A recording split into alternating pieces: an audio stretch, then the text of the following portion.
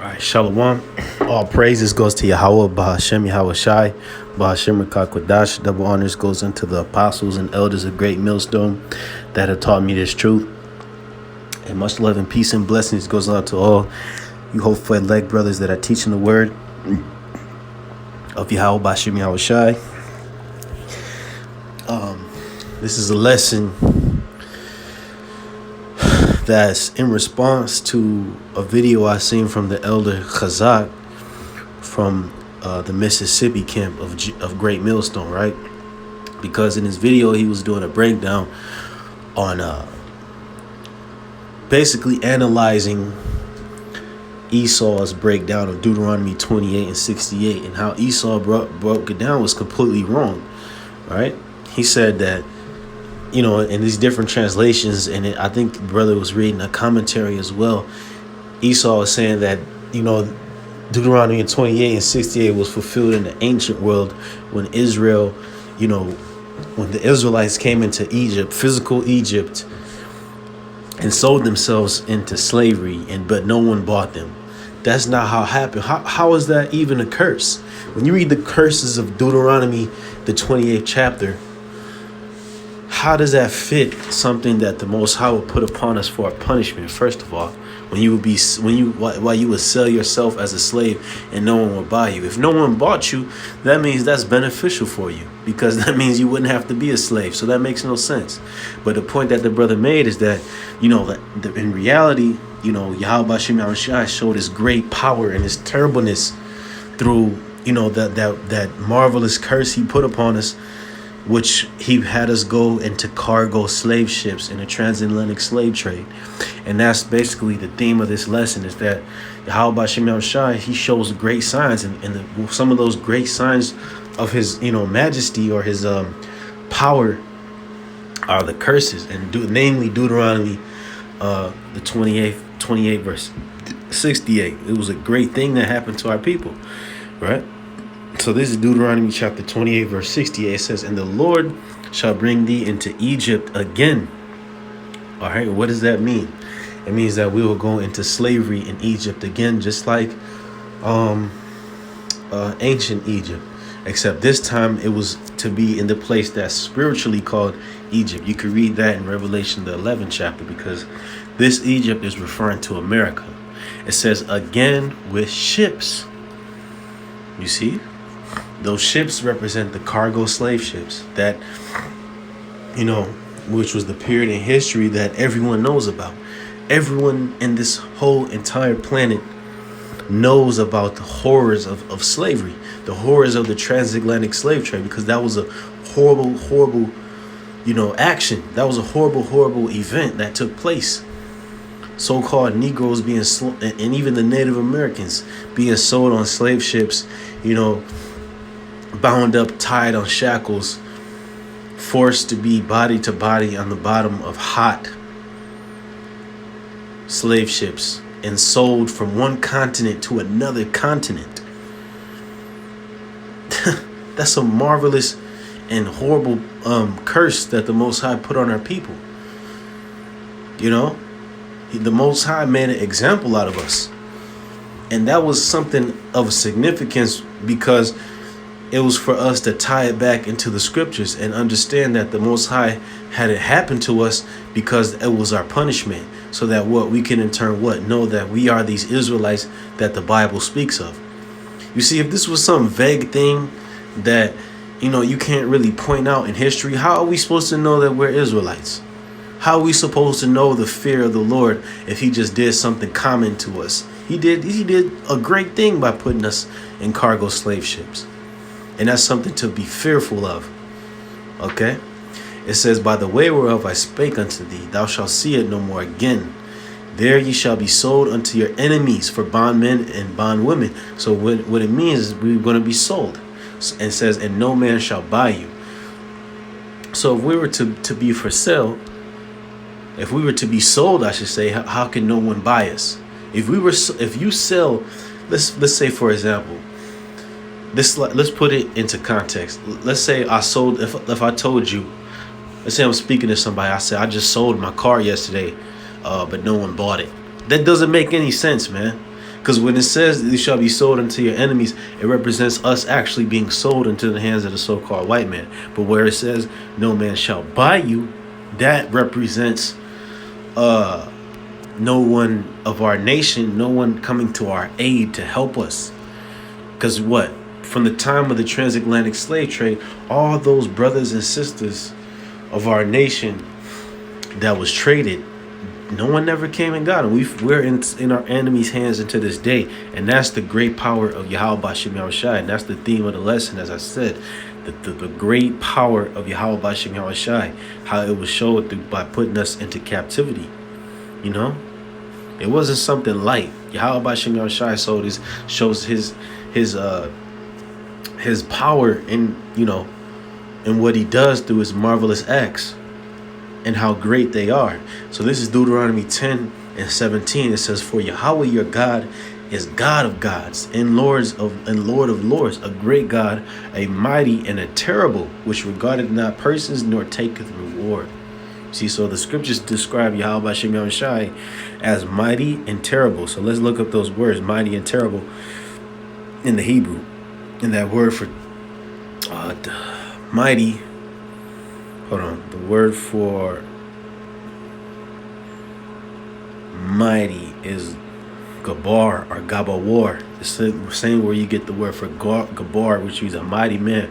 So it says powerful, warrior, tyrant, champion, chief, to excel, a giant man, a mighty one, strong, valiant man. So Yahweh Shem Yahushai is full of might. All right. In other words, he's what? Hold on, let's look it up in the etymology. Let's look up as well mighty in the dictionary.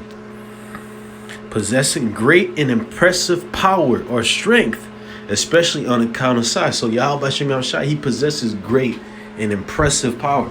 And wasn't that a great and impressive thing by putting so-called Negroes onto those slave ships?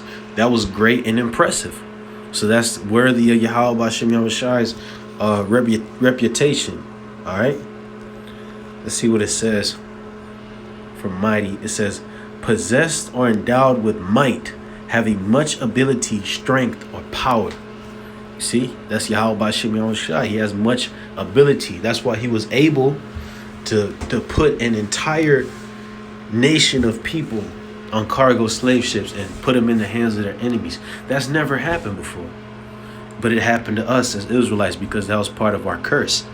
Okay, so let's go to, we looked up mighty, which is Gabawar, which means, you know, basically great in power. So let's look up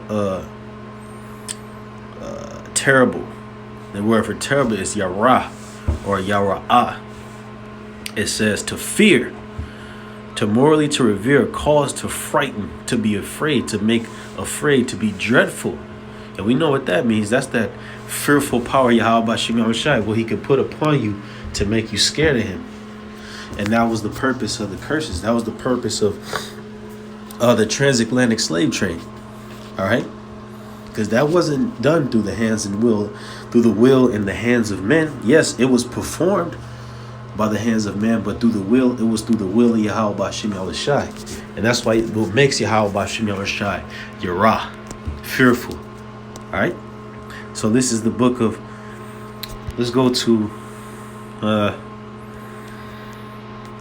Second Ezra chapter 9 verse 6.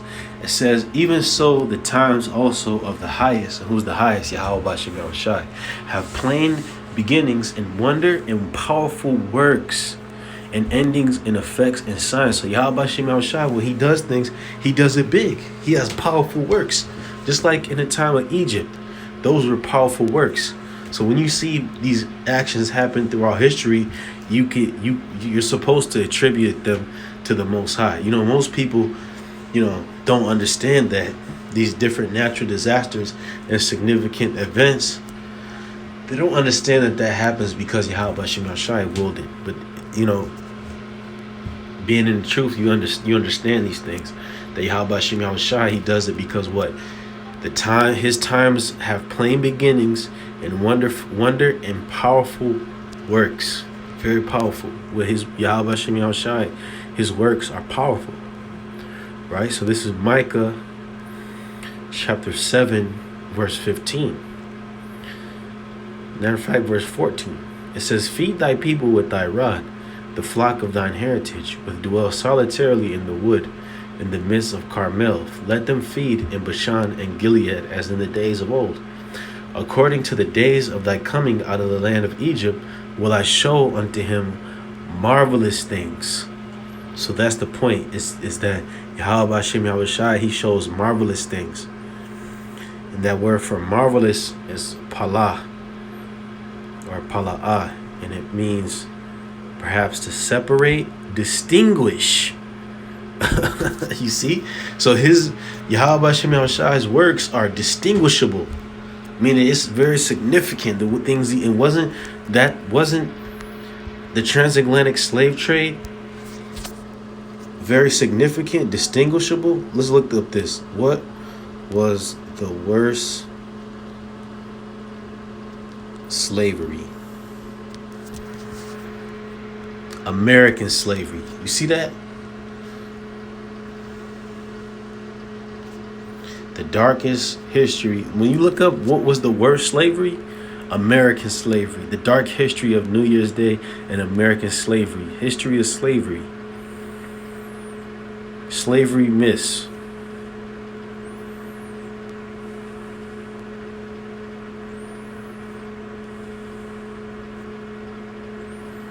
So you look up that, you ask Google that question, it's all going to be associated with American slavery, meaning this was a distinguished time. Because what? The Israelites went through it, man. And this word from Yerah is very powerful. So it means to fear, to morally to revere, cause to frighten, to be made afraid, dreadful, fearful.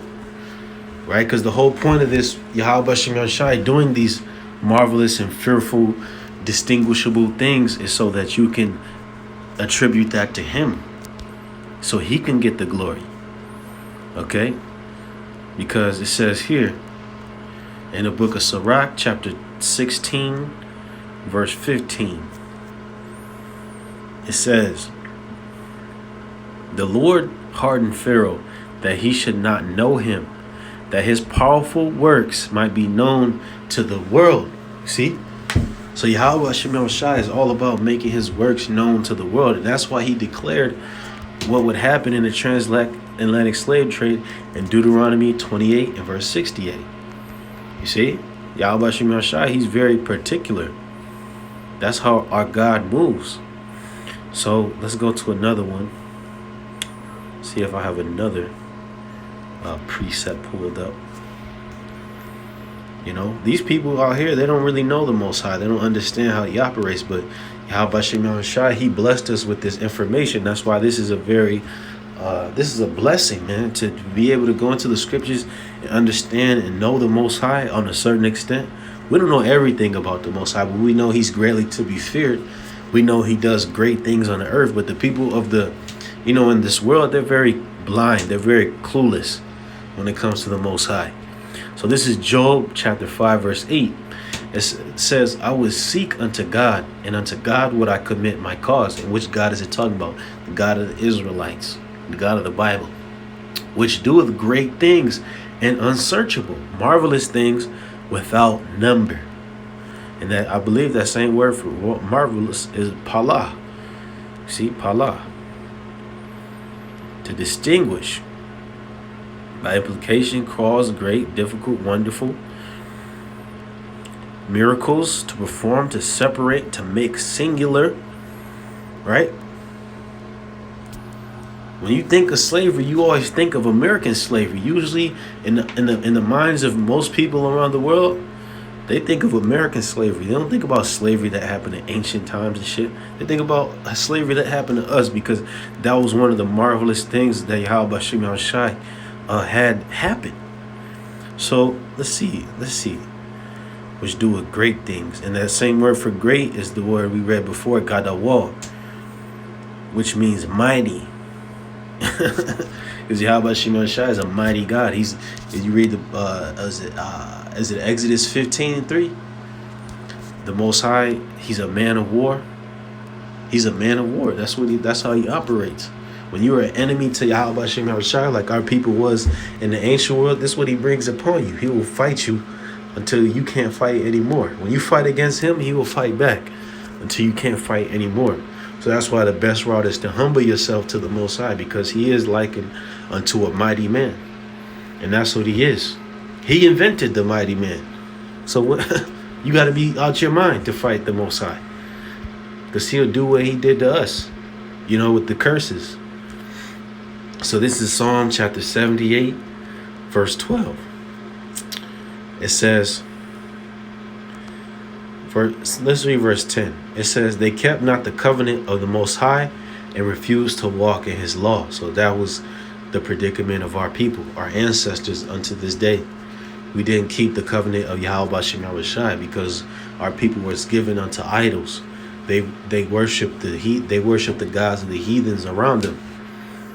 They basically gave into their lust instead of fighting the lust and being spiritual. That's what this truth is all about. This truth is all about really we recorrecting the mistakes of our ancestors. And actually that leeway for us to do that was given to us from Yahushua's sacrifice.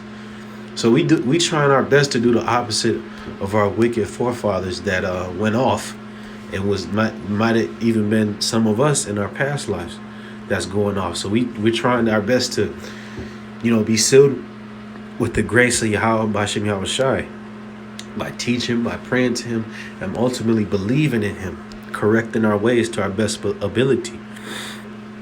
So it says, and forgot his works and his wonders which he had showed them.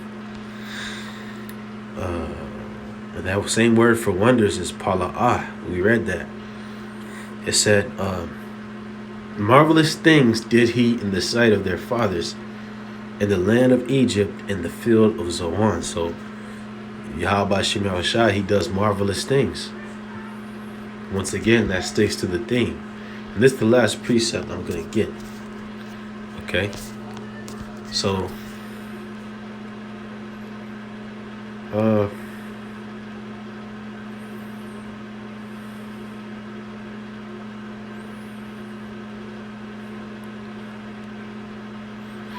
Revelation chapter. This is going to be one of the.